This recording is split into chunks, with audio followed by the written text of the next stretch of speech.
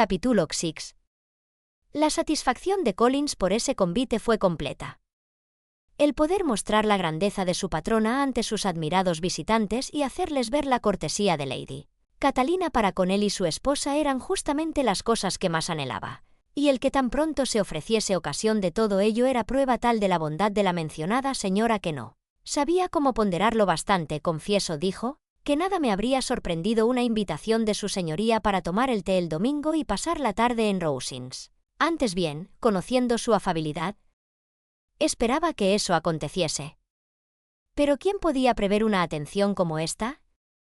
¿Quién habría imaginado que recibiéramos esa invitación extendida a todos los de la casa, para comer allí tan inmediatamente después de nuestra llegada? Yo soy el menos asombrado de lo ocurrido, replicó Sir Guillermo, por el conocimiento que poseo del verdadero modo de ser de los grandes, conocimiento que mi situación en el mundo me ha permitido adquirir. En la corte esos ejemplos no son raros. En todo el día y en la mañana siguiente apenas se habló de otra cosa que de la visita a Rosings.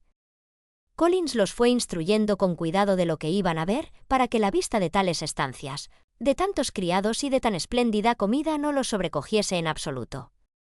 Cuando las señoras se separaban para vestirse, dijo a Isabel: «No te inquietes, querida prima, por el atavío. Lady Catalina está muy lejos de exigir de nosotros la elegancia que convienen a ella y a su hija. Solo te recomendaría que te pusieses el vestido mejor que tengas, no hay que hacer más. Lady Catalina no juzgará mal de ti porque vayas vestida con sencillez. Gústale que se le reserve la distinción correspondiente a su rango». Mientras se vestían, él fue 2 o 3 veces a las respectivas puertas recomendando prisa, pues Lady Catalina censuraba mucho el tener que esperar para la comida.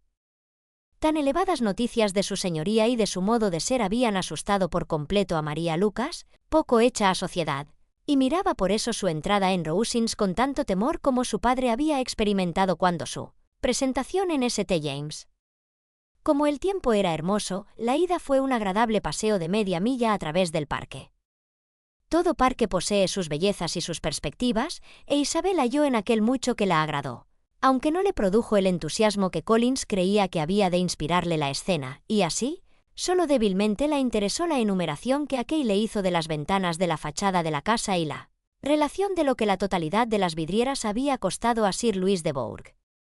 Cuando subían por la escalera hacia el vestíbulo, la excitación de María crecía por momentos y ni Sir Guillermo se hallaba tranquilo por completo. A Isabel no le faltaba por entonces valor. Nada había oído de Lady Catalina que le revelase extraordinario talento o virtud de santa, y pensaba que de la sola majestad del dinero y del rango le era dado ser testigo sin turbación. Desde el vestíbulo de entrada, del cual Collins hizo notar con entusiasmo las armoniosas proporciones y el delicado ornato, siguieron a los criados, a través de una antecámara, a la habitación donde Lady Catalina, su hija y la señora Jenkinson se encontraban. Su señoría, con gran amabilidad, se levantó para recibirlos, y como la señora de Collins había acordado con su marido que el oficio de la presentación le correspondía, se hizo esta de conveniente manera, sin ninguna de aquellas excusas ni de aquel agradecimiento que él habría juzgado necesarios. A pesar de haber estado en St. James, Sir Guillermo quedó tan por completo admirado de la grandeza que le rodeaba, que apenas tuvo valor para una muy profunda cortesía y se sentó sin decir palabra, y su hija, asustada y como fuera de sí, sentóse también en el borde de una silla, sin saber a dónde mirar. Isabel permanecía en escena totalmente tranquila y pudo observar con calma a las 3 damas que tenía ante sí. Lady Catalina era mujer muy alta y gruesa, de facciones fuertemente marcadas, que pudieron haber sido bellas en sus tiempos. Su aire no era atrayente ni sus modales al recibir los propios para hacer olvidar a sus visitantes su inferior jerarquía. No era terrible cuando guardaba silencio, pero lo que decía lo decía con tono tan autoritario que hacía resaltar su importancia, lo cual trajo al instante a Wickham ante la mente de Isabel, y de sus observaciones de toda la velada sacó esta que Lady Catalina era punto por punto como aquel la había retratado. Cuando, tras de examinar a la madre, en cuyo aspecto y proceder descubrió semejanza con Darcy, volvió los ojos a la hija, casi se asombró tanto como María de verla tan delgada y menuda. Ni en la figura ni en el rostro había la más leve semejanza entre las dos.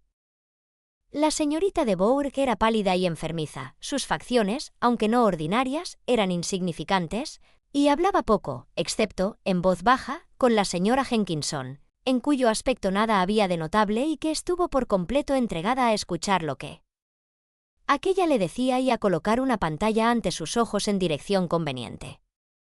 Tras de permanecer sentada unos minutos, fueron guiados todos a una de las ventanas para admirar el panorama, cuyas bellezas apuntó Collins, informándoles amablemente Lady Catalina de que era mucho mejor vista la del verano. La comida fue sobremanera grandiosa, y en ella se vieron todos los criados y toda la vajilla de plata que Collins había prometido, cual probablemente había pronosticado, sentóse él a la cabecera de la mesa, a requerimientos de su señoría, pareciéndole entonces como si la vida nada pudiese brindar mejor. Trinchaba, comía y alababa todo con deliciosa vivacidad, y cada plato era ponderado primero por él y luego por Sir Guillermo, que se hallaba ya lo suficiente reportado para ser el eco de cuanto decía su yerno, de tal modo que Isabel se admiraba de que Lady Catalina los pudiese sufrir. Pero Lady Catalina parecía satisfecha con esa excesiva admiración y sonreía graciosamente, en especial cuando algún plato resultaba novedad para aquellos. Los demás no conversaban mucho. Isabel hallábase dispuesta a hablar en cuanto se diera oportunidad, mas estaba sentada entre Carlota y la señorita de Bourgh, la primera de las cuales se dedicaba a escuchar a Lady Catalina, al paso que la segunda no soltó prenda en toda la comida. La señora Jenkinson se ocupaba sobre todo en vigilar la alimentación de la señorita de Bourgh, invitándola a que tomase de algún otro plato y temiendo que estuviese indispuesta. María pensaba que debía callar, y los caballeros no hacían sino comer y expresar su admiración. Cuando las señoras salieron al salón poco hubo que hacer en él fuera de escuchar la charla de Lady Catalina, que duró sin descanso hasta que llegó el café, dando a conocer su opinión sobre toda clase de asuntos, de modo tan resuelto que revelaba cuán poco hecha estaba a que sus juicios se controvertiesen. Interrogó familiar y minuciosamente sobre los quehaceres domésticos de Carlota, dándole multitud de avisos para el desempeño de todos ellos. Díjole cómo todo debía regularse en familia tan corta como la suya, y la instruyó hasta sobre el cuidado de sus vacas y gallinas. Isabel notó cómo nada se ofrecía a la atención de tan gran señora que no le suministrase ocasión de dar preceptos a los demás. En los intervalos de su conferencia con la señora de Collins dirigió varias preguntas a María e Isabel, pero en especial a la última, de cuyas relaciones ella sabía menos, y de quien dijo a la señora de Collins que era muchacha muy gentil y agradable. Preguntóle en diferentes veces cuántas hermanas tenía, si eran mayores o menores que ella, si alguna estaba para casarse, si eran guapas, si habían sido bien educadas, de qué talante era su padre, y cuál había sido el apellido de su madre de soltera. Isabel comprendía la impertinencia de sus preguntas, mas contestó a ellas con mucho reposo. Lady Catalina observó entonces: «Creo que la propiedad de su padre de usted está vinculada a favor del señor Collins. Por usted», dijo volviéndose a Carlota, «lo celebro, pero por lo demás, no veo motivo para vincular estados fuera de la línea femenina. ¿No fue eso juzgado preciso en la familia de Sir Luis de Bourgh? ¿Toca usted o canta, señorita de Bennet?» «Un poco a». «Entonces, un rato u otro tendremos el gusto de escucharla a usted. Nuestro piano es excelente, probablemente superior al. Algún día lo probará usted. ¿Y sus hermanas de usted tocan y cantan? Una de ellas lo hace, ¿por qué no han aprendido todas? Todas debieran haber aprendido. Las señoritas de Webbs tocan todas y sus padres no poseen tan buenos ingresos como los de ustedes. ¿Dibujan ustedes? No, nada en absoluto. ¿Cómo? Ninguna de ustedes, ninguna, es muy raro. Mas supongo que no habrán tenido ocasión. Su madre de ustedes debiera haberlas llevado a la capital todas las primaveras para poder tener buenos maestros. Mi madre no se habría opuesto, pero mi padre odia Londres. ¿Las ha dado de alta a ustedes su institutriz? Nunca tuvimos institutriz. ¿Sin institutriz? ¿Cómo ha sido posible? 5 hijas educadas en casa, sin institutriz. Jamás oí nada por el estilo. Su madre de ustedes habrá tenido que ser una verdadera esclava para educarlas. Isabel con dificultad pudo evitar una sonrisa al asegurarle que la cosa no había sido así. Entonces, ¿quién les enseñó a ustedes? ¿Quién las cuidó? Sin institutriz, tuvieron ustedes que estar abandonadas en comparación con ciertas familias, creo que lo estábamos, pero a aquella de nosotras que deseó aprender nunca le faltaron medios. Siempre se nos excitaba a leer y teníamos cuantos maestros eran precisos. Verdad es que quienes preferían estar ociosas podían estarlo. Ah, no hay duda, pero eso es lo que una institutriz puede evitar, y si yo hubiera conocido a su madre de usted le habría aconsejado con insistencia tomar una. Siempre sostengo que en materia de educación nada se consigue sin instrucción sólida y ordenada, y solo una institutriz puede darla. Causa maravilla ver las muchas familias a quienes he proporcionado medio de servirse de ellas. Siempre me agrada colocar bien a una joven. 4 sobrinas de la señora Jenkinson están colocadas muy a gusto por mí, y el otro día mismo recomendé a otra joven de quien por casualidad se me habló, y la familia está complacidísima con ella. Señora de Collins, ¿he dicho a usted que estuvo ayer Lady Metcalfe para darme las gracias? Tiene a la señorita Pope por un tesoro. Lady Catalina me dijo, me ha dado usted un tesoro, ha salido al mundo. ¿Alguna de sus hermanas menores, señorita de Bennet? Sí, señora, todas. ¿Cómo, las 5 a la vez? Es muy singular. Y usted es la segunda. Las menores, lanzadas antes de casadas las mayores. Las hermanas menores de usted deben ser muy jóvenes, sí, la menor aún no tiene 16 años. ¿Acaso sea demasiado joven para estar en sociedad? Pero, en realidad, señora, estimo que sería muy duro para las menores que careciesen de algo de sociedad y de entretenimientos porque las mayores no poseyesen medios o inclinación para casarse pronto. La nacida última tiene tanto derecho como la primera a los placeres de la juventud. Y demorarlos por ese motivo.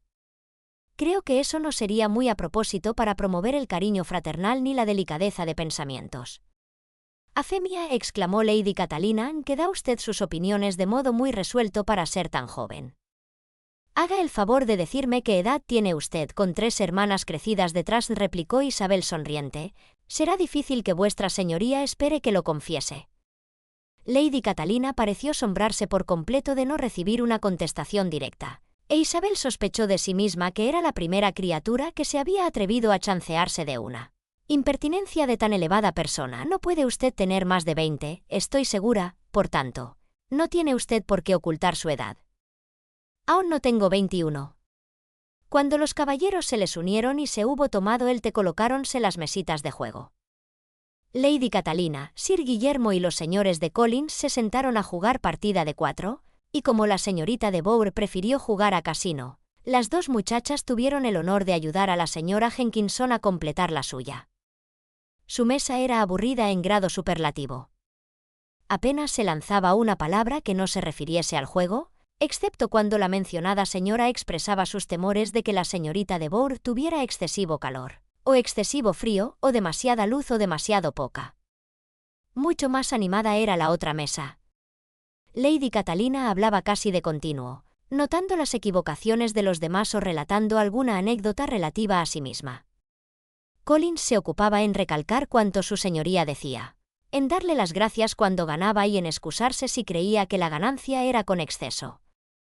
A Sir Guillermo no se le oía mucho, no hacía sino traer a su memoria anécdotas y nombres de personajes.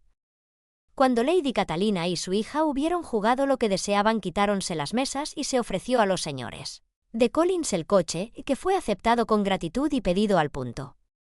La reunión entonces se congregó junto al fuego, para oír a Lady Catalina el tiempo que iba a hacer al día siguiente. En eso se hallaban cuando se les avisó la llegada del coche, y con muchos discursos de gracias por parte de Collins y muchas reverencias por la de Sir Guillermo se marcharon. En cuanto salieron de la puerta, Isabel fue invitada por su primo para dar su opinión sobre lo visto en Rosings, a lo cual, en atención a Carlota, ella se prestó, haciéndolo más favorablemente que lo sentía. Mas su elogio, por más trabajo que le costara, no pudo satisfacer de ningún modo a Collins, quien pronto se vio obligado a tomar por su cuenta el elogio de su señoría.